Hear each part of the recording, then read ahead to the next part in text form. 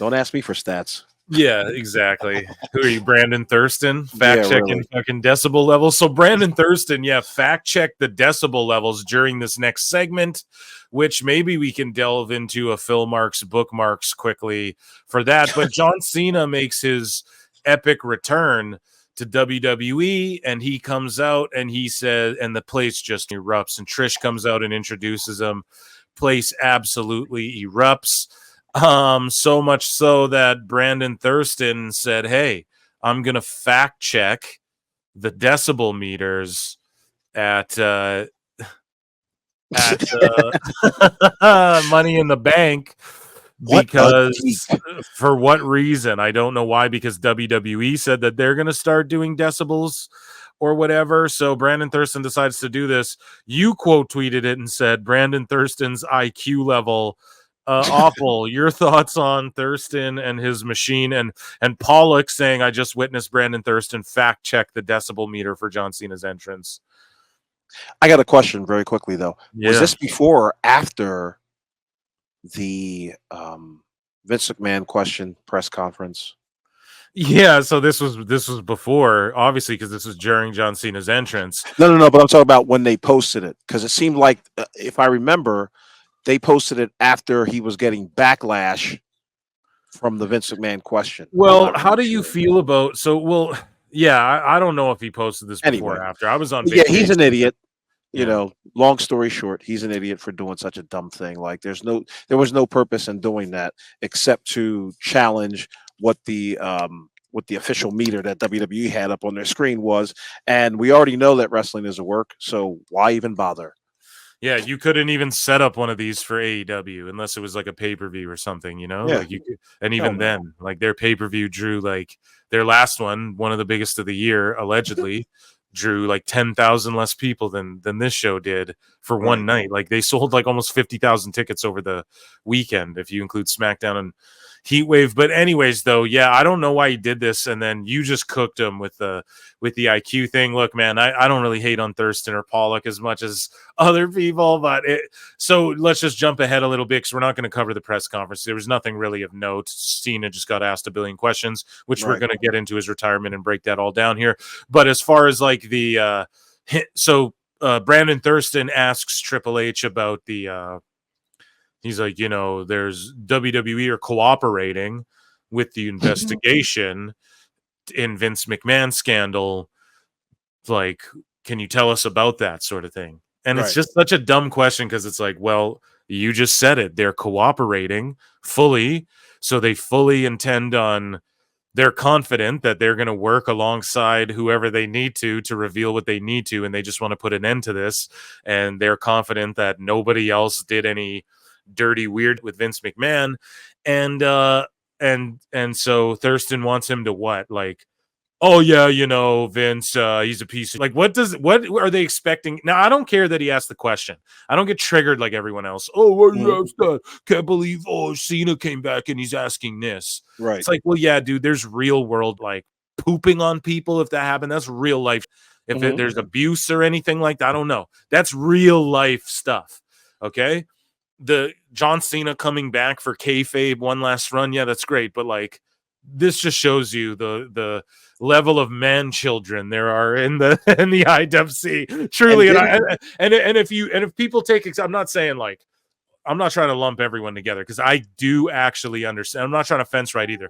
When Thurston asked it, I just was like, what a geek, like, I can't believe why even ask that, and just a redundant question. And also, when Cena was getting interviewed, man, I feel like they were asking him just the most redundant. Like, ask him how the schedule is going to work. What the you guys do? He's telling you he's going to be back from here till here. Ask him how the schedule is going to work, you people. Like, who would you like to work with? Dude, it's crazy. It's like, well, ask him, like, is he going to be on Raw or SmackDown? Like, ask him what the Jesus, like, they're not. I'm just sitting there the whole time, like, when is someone going to ask him the schedule? And it was almost like John Cena was trying to be like, ask me about the schedule. He's like, well, Mania won't be my last one, so there's that too. Right. And then it's like, he's there through 2025, like the whole year, like the year itself, not the WWE year, but like he's going, he's ending his career again in January or whatever. You know what I mean? Like Right. of like 2025, that's his last month. December 2025, he's done. So it's like, ask him about the schedule. Are you going to be on Raw? Are you going to be on SmackDown? Are you just going to pop up when you want and just take on? Are you going to be on USA's last Raw? Yeah, well, he said, I'm going to be on the first ever Netflix show, and it's like, ask him about that. Like, dude, you're going to be on the first Netflix show. What do you anticipate? They're not asking, who do you think you're going to face? What do you, this was amazing. What message would you like to give to the people? It's like, bro, he's going to tell you all that in his promos. He's going to tell you all that on Twitter. And in all the interviews when he does every stupid, dumb mainstream talk show, they're going to say, what message would you like? You guys are right there. Ask him about the schedule. Ask him about, oh, really? Are you going to be on Raw? Are you going to be a floater? Are you going to be, are you just going to show up at the big pay-per-views? He said Did 40 Peacemaker dates. Get canceled? Hey, he said 40 dates awful. Hey, does that mean house shows? Like, you know what I mean? Ask them some questions. These people, man, they drive me nuts. So sorry, but to bring it back to Thurston, I want your thoughts on just the terrible media questions to John Cena and Thurston's dumb question to Triple H about the Vince stuff, which is like, he's obviously not going to say anything. Your thoughts on it, Awful? I think he was trying to go through his little Bernstein and Woodward phase. For you youngsters out there, those were the two reporters that outed Nixon for his crimes. But yeah, that's what Brandon Thurston is trying to go for. The grift is real. And him asking didn't he ask John Cena the same question about Vince McMahon?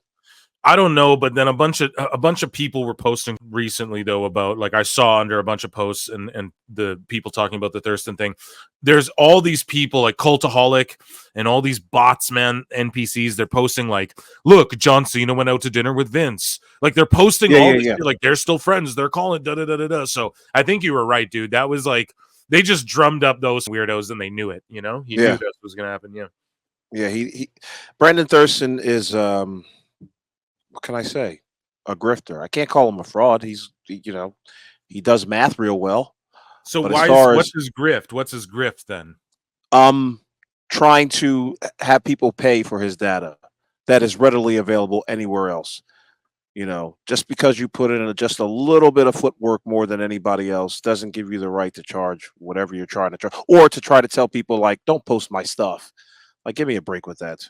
Yeah, you're still yeah. Anyways, though, back to the Money in the Bank. So, and then just last question.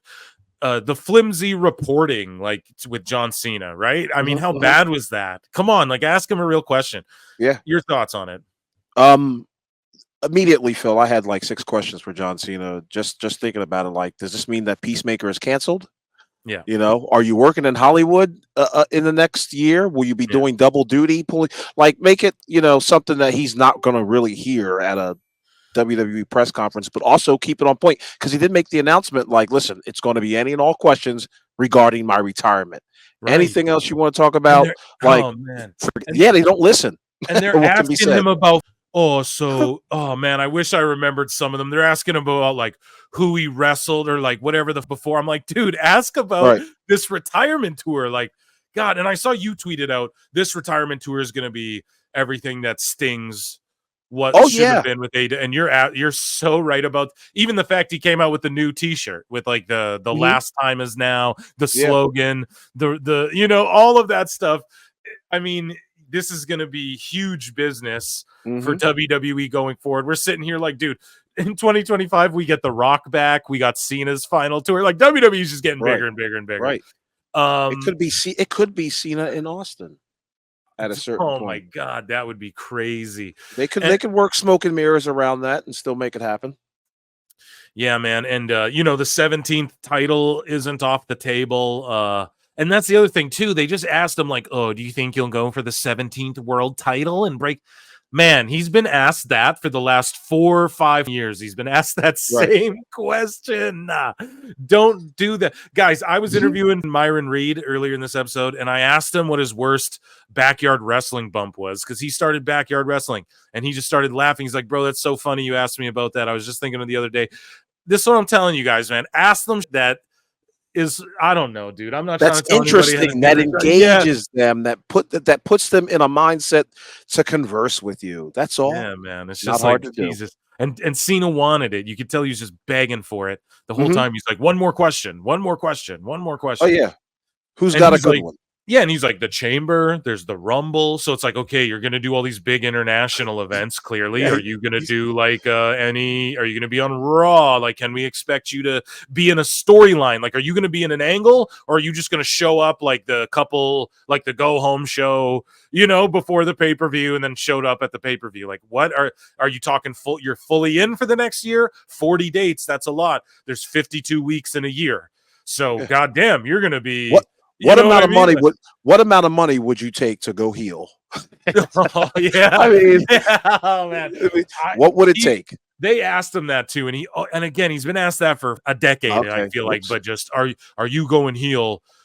Are you going heel?